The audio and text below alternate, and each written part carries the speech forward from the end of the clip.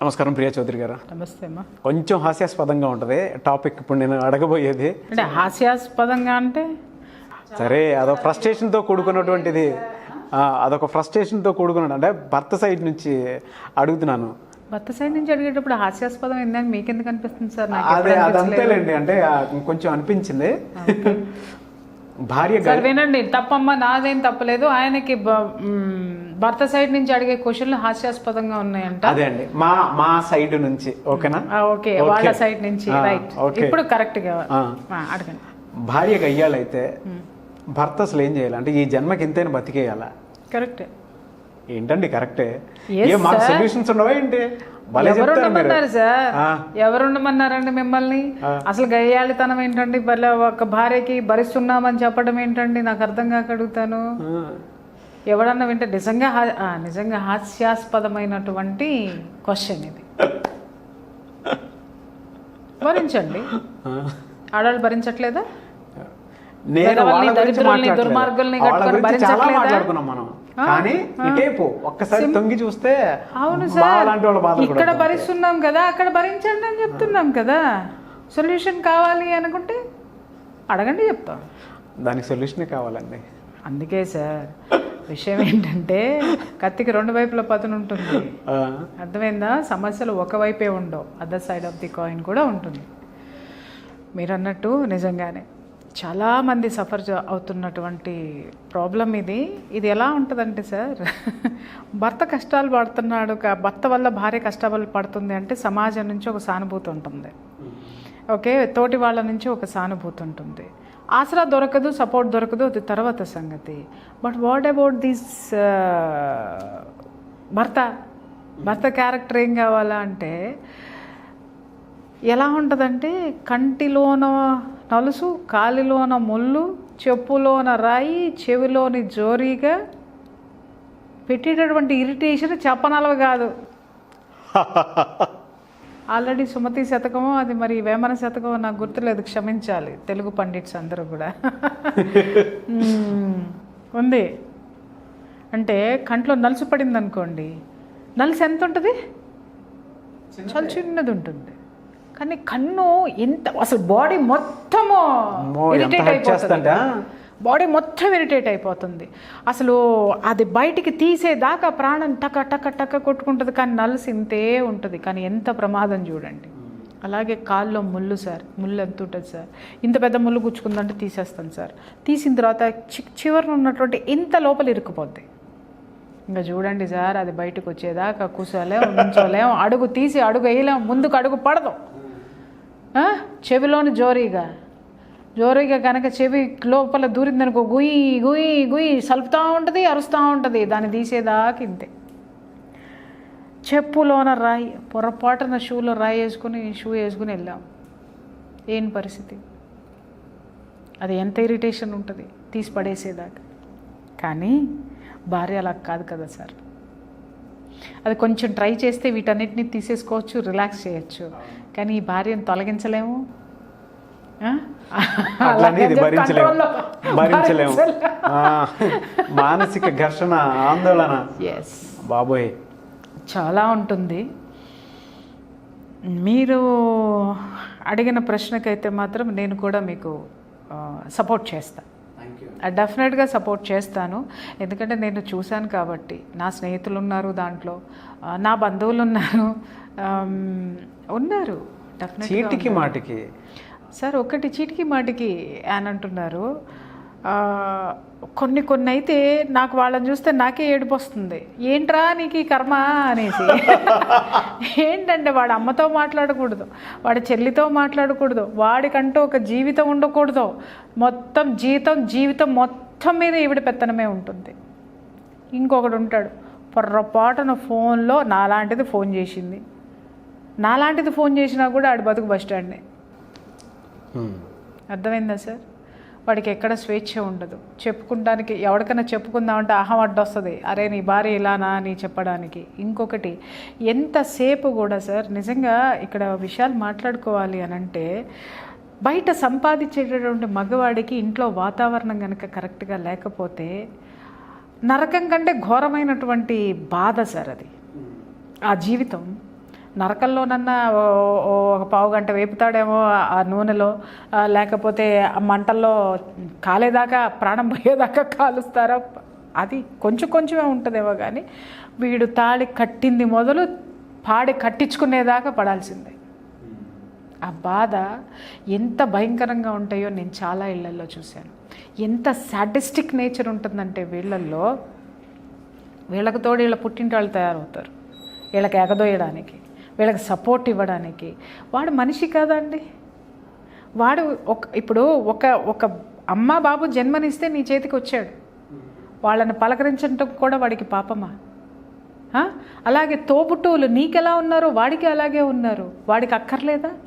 అక్క చెల్లనో లేకపోతే అన్ననో తమ్ముడనో మొత్తం కట్ చేసుకొని వచ్చి నీ ఎదురుగుండా కూర్చోవాలి. రైట్, ఆఫీస్కి పోయాడు అనుకున్నాం, వీడియో కాల్ చేయాలి.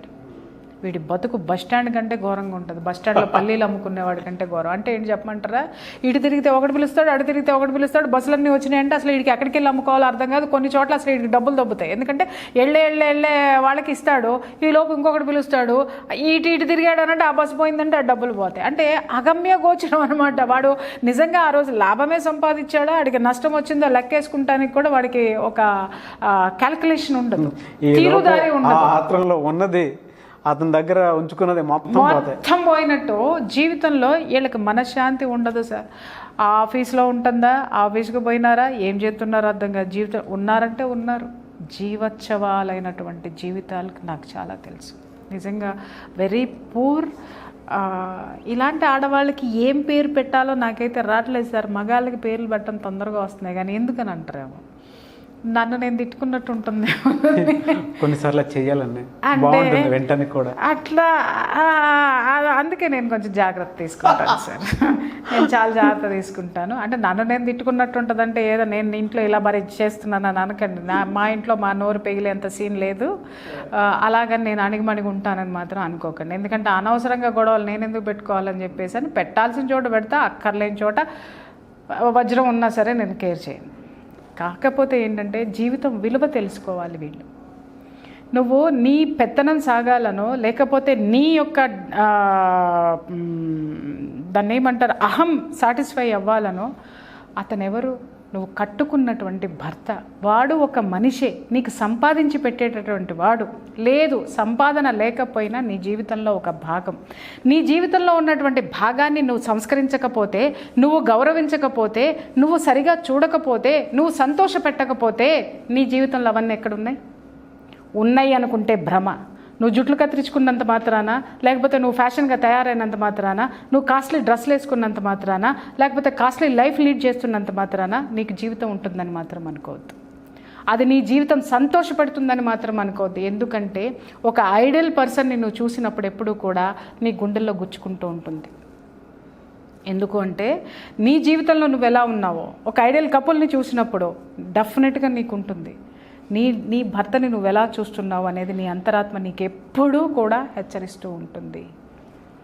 నీ భర్తని నువ్వు గౌరవించలేనప్పుడు సమాజం నిన్ను ఎలా గౌరవిస్తుందమ్మా? నేను అడుగుతున్నాను నాగరాజు గారు. వీళ్ళని సంపాదించేవాడిని నువ్వు గౌరవించలేనప్పుడు, నీకు తిండి పెట్టేవాడిని నువ్వు గౌరవించలేనప్పుడు, నువ్వు నిత్యం నరకం అక్కడ చూపిస్తున్నప్పుడు నీ జీవితంలో సంతోషం ఎలా ఉంటుంది? డెఫినెట్గా ఉండదు. ఇంకొకటి, బహుశా నువ్వు అనుకునేటటువంటి సుఖాలు, నువ్వు అనుకునే డైమండ్లు, లేకపోతే నువ్వు అనుకునేటటువంటి జీవన విధానము, నువ్వు అనుకున్నది సాధించి మొగుడిని తీసుకొచ్చి కట్టేసుకొని నీ కొంపలో నువ్వు కూర్చోబెట్టుకున్నావు. కానీ వాడి లోపలంటూ ఒక మనసు ఉంటుంది కదా, ఆ మనసు ఏడుస్తుంది. నీకు ఏడుపు వస్తే కన్నీళ్ళు వస్తాయేమో, వాడికి ఏడుపు వస్తే ఇంకా చాలా వస్తాయి. ఓకే, ఆ వేదన, ఆ ఏడుపు చివరికి నీ జీవితంలో నువ్వే అనుభవించాల్సినటువంటి పరిస్థితులు వస్తాయన్న సంగతి మీకు తెలుసా? నీ భర్తని సుఖపెట్టలేని దానివి, ఆ భర్తతో జీవితాన్ని పంచుకోలేనటువంటి దానివి, నీ భర్తకి జన్మనిచ్చిన వాళ్ళని నువ్వు రిసీవ్ చేసుకోలేవు, తోబుట్టుల్ని రిసీవ్ చేసుకోలేవు అనంటే అసలు నువ్వు ఏం రిసీవ్ చేసుకోగలవు? నీది ఒక జీవితమేనా? వీళ్ళ జీవితాలు నేను చెప్తాను వినండి సార్. వీళ్ళు ఏం చేస్తారంటే పిల్లలకు కూడా ఆ మొగుడు ఆ తండ్రి పట్ల ఒక దృక్పథాన్ని, మంచి దృక్పథాన్ని ఉంచరు, ఏర్పాటు చేయరు. తర్వాత తండ్రి తరపు నుంచి బంధువుల్ని ఎవరిని కూడా వీళ్ళ దగ్గరికి రానివ్వరు, వీళ్ళకి అంటనివ్వరు. ఇప్పుడు పిల్లలు ఎవరింటి పేరు మీద వస్తారు సార్? ఎవరికి వారసులు సార్? ఏ ఆస్తులకు వారసులు సార్? తండ్రి తరపు నుంచే కదా అన్నిటికీ వీళ్ళకి హక్కులు ఉన్నాయి. అమ్మ తరపు నుంచి చాలా తక్కువ ఉంటాయి. వీళ్ళు పొరపాటున వీళ్ళ జీవితం చాలించి వెళ్ళిపోయిన తర్వాత ఈ పిల్లలకి కొంత ఏజ్ వస్తుంది. చెప్తున్నాను, జాగ్రత్తగా వినండి. కొంత ఏజ్ వస్తుంది. ఈ పిల్లలకు ఒక 40 ఏళ్ళు వచ్చేసరికి సార్, వీళ్ళు ఎవరు, ఎక్కడి నుంచి వచ్చారు, వీళ్ళ మూలాలేంటి ఒక్కటి కనపడదు సార్. అవును. వీళ్ళకి బంధువులు ఉండరు, వీళ్ళకి ఆప్యాయతలు ఉండవు, వీళ్ళు ఎవరో ఏంటో కూడా తెలియదు. ఎందుకంటే ఈ భార్యాబాధితులందరూ మీరు ఎవరైతే చెప్పారో వీళ్ళందరిది ఏంటి అనంటే ఊరందరిది ఒకదారితే ఉలిపిగట్టిది ఒకదారు అన్నట్టుగా ఏక నిరంజనులు అన్నమాట. అంటే ఎంతసేపు వీళ్ళ పుట్టింటి వాళ్ళే, వీళ్ళ ఇదే, వీళ్ళ తరపు నుంచే వీళ్ళకి ఇస్తారు. ఒక్కటి మాత్రం వాస్తవం అమ్మ, ప్రపంచంలో జరిగేదాన్ని మన సంస్కృతి, మన యొక్క సమాజము దేన్ని స్వీకరిస్తుందో నేను చెప్తున్నాను వినండి. మొగుడు అసహాయుడైనా, నిస్సహాయుడైనా, వెధవైనా నువ్వు వదిలేయి, లేకపోతే వదిలించుకో. కానీ నీ బిడ్డలు ఎవరైతే ఉన్నారో వాళ్ళు క్యారీ చేసేది మాత్రము ఆ ఇంటి నుంచే, భర్త నుంచే, భర్త తరపున బంధువుల నుంచే. వాళ్ళకి నెక్స్ట్ జీవితము ఇటు నుంచి వారసత్వం వస్తుంది తప్ప మన పుట్టింటి నుంచి రాదు సార్. ఎప్పుడు వస్తుంది? వీడు పోతే, లేకపోతే వీడు వదిలేస్తే, అప్పుడు ఈ కుటుంబము సపోర్ట్ చేస్తుంది. కానీ నీ భర్త ఉండగానే నువ్వు అందరినీ దూరం చేశావు అని అంటే మాత్రము రేపొద్దున ఒక 40 ఏళ్ళు నీ పిల్లలకు వచ్చిన తర్వాత నీ పిల్లలు అబ్సల్యూట్ ఒంటరి వాళ్ళు అయిపోతారు. నువ్వు ఉండవు అప్పుడు. నీ అమ్మా నాన్న ఉండరు, నీ అన్నల తమ్ములు చూడరు. ఎందుకంటే నీ అన్నల తమ్ములు నువ్వెంత స్వార్థపరురాలువో నీ అన్నదమ్ములు కూడా అంతే స్వార్థపరులై ఉంటారు, నీ కుటుంబం కూడా అంతే స్వార్థపరులై ఉంటారు. నీ పిల్లల్ని ఎంటర్టైన్ చేయరు. బట్ వాళ్ళకి 2 వైపులా ఉండాలి సార్. అమ్మ తరపు బంధువులు ఉండాలి, తండ్రి తరపు బంధువులు ఉండాలి. ఎందుకని అంటారేమో 2 + 2 = 4. నలుగురు అవుతారు అప్పుడు వీళ్ళకి. అదే 2 ఉన్నాయి అనుకోండి సార్, ఈ రెండిట్లో ఒకసారి ఒకటి పోతే వాడికి 0 మిగులుతుంది. 2 - 2 = 0. ఒకవైపునే సపోర్ట్, 2 వైపుల బండికి 2 చక్రాలు ఉంటే అది ముందుకు ఎలా నడుస్తుందో సార్, ఇరు వర్గాల బంధుత్వం అంతే పటిష్టంగా ఒక జీవితానికి ఉండాలి. ఎందుకంటే బ్యాలెన్సింగ్. వీళ్ళు సరిగ్గా లేరనుకోండి, ఇక్కడ వీడికి సపోర్ట్ దొరుకుతుంది సమాజం నుంచి, సమాజంలో నా వాళ్ళు ఉన్నారని చెప్పుకోవడానికి. ఇక్కడ సపోర్ట్ లేదనుకోండి, వీళ్ళు సపోర్ట్ ఇస్తారు, వీళ్ళు ఉన్నారు అని. మీరు ఏం చేస్తున్నారంటే మీ పిల్లల్ని ఒంటరి వాళ్ళని చేస్తున్నారు. భవిష్యత్తులో రేపొద్దున మిమ్మల్ని తిట్టుకోరు, వాళ్ళు పిచ్చి వాళ్ళు అయిపోతారు. ఈరోజు మీరు ఏదైతే విత్తనం వేస్తున్నారో రేపొద్దున అదే మొక్కలు మొలుస్తాయి మీ పెరట్లో. అంటే మీరు వాళ్ళని ఒంటరి వాళ్ళని చేస్తున్నారు. నీ భర్తని నువ్వు ఒంటరి వాడిని చేసి హింస పెట్టి వాడిని బాధ పెట్టి ఏదైతే చేస్తున్నావో నీ పిల్లలకు అదే మిగులుతుంది. పర్వాలేదు నా పిల్లలు ఇలా ఉంటే అలాగే ఎట్టయినా సావని, నేను మాత్రమే బ్రతకాలి అని అనుకునే ఆడవాళ్ళ కర్మ, మీ దరిద్రం, మీరు ఏడవండి. కానీ బాబు, ఇలాంటి కుటుంబంలో ఉన్న పిల్లల్ని హెచ్చరిస్తున్నాను, దయచేసి మీరు మారండి. ఇలాంటి యాటిట్యూడ్ని మాత్రం మీరు అడాప్ట్ చేసుకోవద్దు. డెఫినెట్గా అండి. బట్ దీనికి సొల్యూషన్ ఏంటి అసలు? నాగరాజు గారు, మీరు నేను ఇంటర్వ్యూ తీసుకుంటున్నారు, ఓకే? మీరు క్వశ్చన్ వేస్తేనే కదా నేను కౌంటర్ ఇస్తున్నాను, సమాధానం చెప్తున్నాను. అలాగే సమాధానం ఎక్కడి నుంచి వస్తుంది? క్వశ్చన్ నుంచి వస్తుంది. క్వశ్చన్ నుంచే వస్తుంది. అలాగే సమస్య నుంచే పరిష్కారం రావాలి సార్. పిల్లైనా సరే రూమ్లో పెట్టి కొడితే పులవుతుంది. సమస్య నీది అన్నప్పుడు ఇక్కడ భర్తలను కూడా నేను చెప్తానండి, ఎందుకు నోరు మూసుకొని కూర్చుంటున్నారు వీళ్ళు అంటే, హింస పెట్టమని అనట్లేదు నేను, దాష్టికాల దౌర్జన్యాలు చేయమని నేను అనట్లేదు. నీ కుటుంబము దౌర్జన్యాలకు గురవుతుంది, నువ్వు నిస్సహాయంగా ఉంటున్నావు, నువ్వు గయ్యాళితనంగా ఉంటున్నావు అంటే ఆ గయ్యాళితనాన్ని నువ్వు ప్రోత్సహించినట్టు కాదా?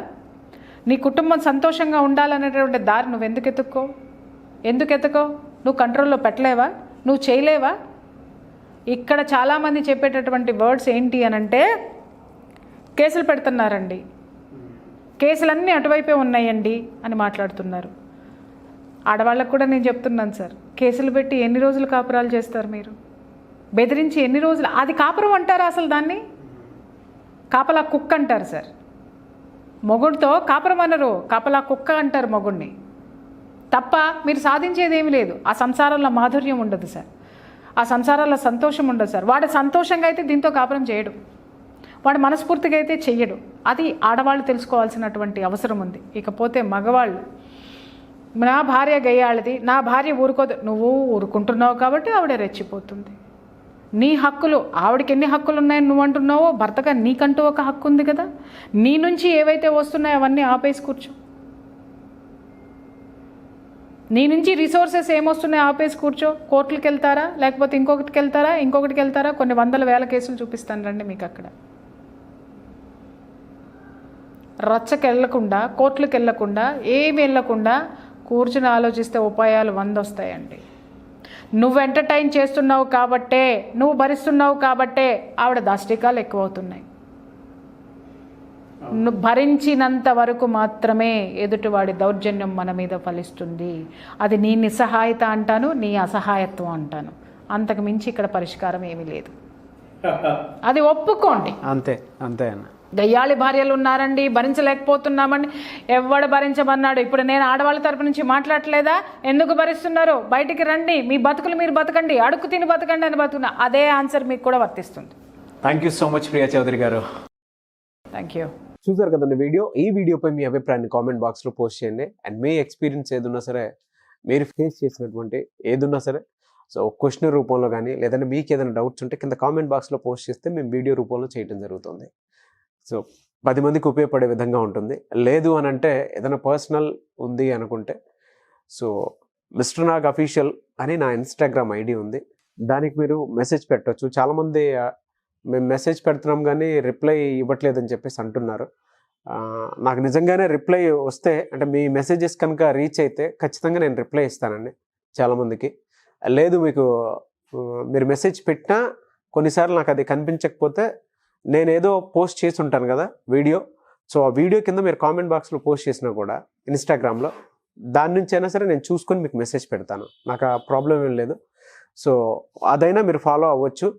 లేదు మీరు పర్సనల్గానే ప్రియా చౌదరి గారితో మాట్లాడాలి అనుకునేటువంటి వాళ్ళు స్క్రీన్ మీద కనిపిస్తున్న నెంబర్కి మీరు వెంటనే సంప్రదించవచ్చు.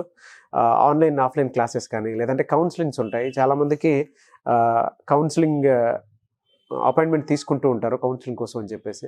మీకు ఏ ప్రాబ్లం ఉన్నా సరే డైరెక్ట్గా సలహాలు సూచనల కోసం ప్రియా చౌదరి గారితో మీరు సంప్రదింపులు జరుపుకోవాలి అనుకుంటే స్క్రీన్ మీద కనిపిస్తున్న నెంబర్కి మీరు వెంటనే సంప్రదించి అపాయింట్మెంట్ తీసుకోవచ్చు. ఈ వీడియో లైక్ చేయండి, షేర్ మాత్రం తప్పకుండా చేయండి. అండ్ మీకు ఎటువంటి సమస్యలు ఉన్నా సరే వాటికి సంబంధించినటువంటి విషయంలో ఒక వీడియో రూపంలో మీకు ఇన్ఫర్మేటివ్గా కావాలి అనుకునేటువంటి వాళ్ళు మిస్టర్ నాగ్ అఫీషియల్ అని నా ఇన్స్టాగ్రామ్ ఐడి ఉంది, దానికైనా మీరు టెక్స్ట్ పెట్టండి. సో దాన్ని ఫాలో అవ్వండి. అందులో అప్డేట్స్ అయితే ఖచ్చితంగా ఉంటాయి. లేదు అంటే కింద కామెంట్ బాక్స్లో పోస్ట్ చేసిన వాటి మీద వీడియోస్ చేయడం జరుగుతుంది. ఇవన్నీ కాదు, మాకు కొన్ని సమస్యలు ఉన్నాయి, ప్రియా చౌదరి గారితో మేము మాట్లాడాలనుకుంటున్నాము అనుకునేటువంటి వాళ్ళు స్క్రీన్ మీద కనిపిస్తున్న నెంబర్కి మీరు వెంటనే సంప్రదించవచ్చు. ఆ కాంటాక్ట్ నెంబర్ కలవకపోయినా మీరు నా ఇన్స్టాగ్రామ్ త్రూ ఫాలో చేసి అప్రోచ్ అవ్వచ్చు. Thank you.